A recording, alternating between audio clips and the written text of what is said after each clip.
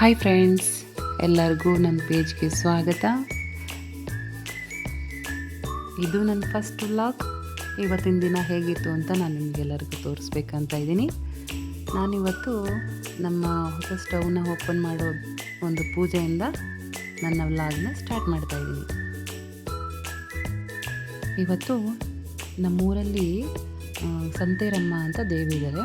ಆ ದೇವರಿಗೆ ನಮ್ಮನೆಯಿಂದ ಕೋಳಿ ಕುಯ್ಬೇಕು ಅಂತ ಹೇಳಿ ನನ್ನ ಹಸ್ಬೆಂಡ್ ಮತ್ತು ನನ್ನ ಮಗ ಇಬ್ಬರು ಕೋಳಿ ತೊಗೊಂಡು ದೇವರಿಗೆ ಕೋಳಿ ಕುಯ್ದು ತಗೊಂಡು ಬರಲಿಕ್ಕೆ ಅಂತ ಹೋಗಿದ್ದಾರೆ.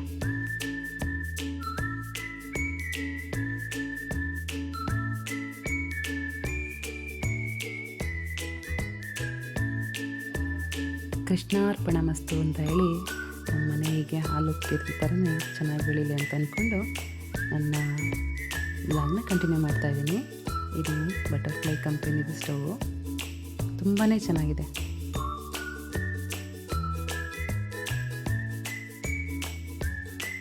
ಇವತ್ತು ತಿಂಡಿ ಪುಳಿಯೋಗರೆಯಿಂದನೇ ಸ್ಟಾರ್ಟ್ ಮಾಡಿದ್ದೀನಿ ನಾನು ಸ್ಟವಲ್ಲಿ.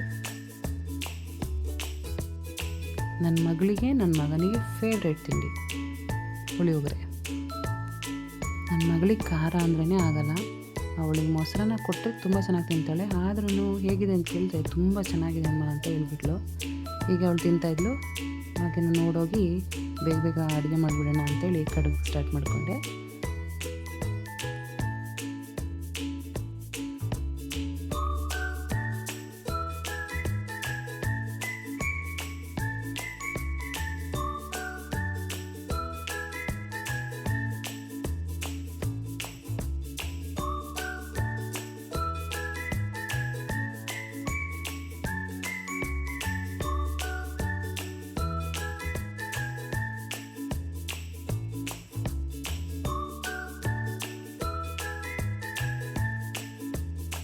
ಬೇಗ ಬೇಗ ಕಡುಬೆಲ್ಲ ಕಟ್ಟಿ ಇಟ್ಟೆ.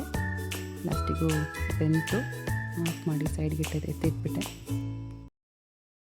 ಮೊಟ್ಟೆ ಕೋಳಿ ತರಕ್ಕೆ ಹೋದವರು ಮೊಟ್ಟೆ ಕೋಳಿ ಸಿಗಲಿಲ್ಲ ಅಂತ ಲಾಸ್ಟಿಗೆ ಬಾಯ್ಲರ್ ಕೋಳಿನ ತಂದರು. ಅದಕ್ಕೆ ಮಸಾಲೆ ಎಲ್ಲ ರೆಡಿ ಮಾಡಿಕೊಂಡು ಸಾಂಬಾರು ಮಾಡೋಣ ಅಂತ ಎಲ್ಲ ಬೇಗ ಬೇಗ ರೆಡಿ ಮಾಡ್ಕೊಳ್ತಾ ಇದ್ದೀನಿ.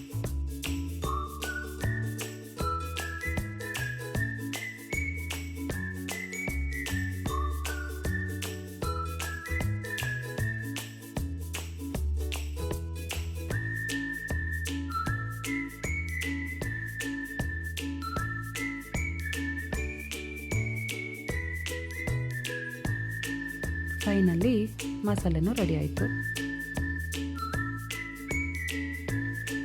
ಚಿಕನ್ಗೂ ಒಗ್ಗರಣೆ ಹಾಕ್ಕೊಂಡು ಬೇಯಿಸ್ಕೊಳ್ತಾ ಇದ್ದೀನಿ.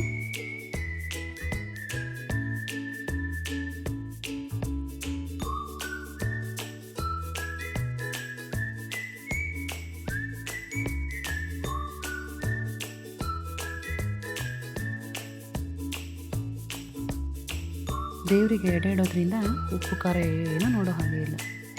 ಮಸಾಲೆಲ್ಲ ಹಾಕಿ ಸಾಂಬಾರು ರೆಡಿ ಆಯಿತು.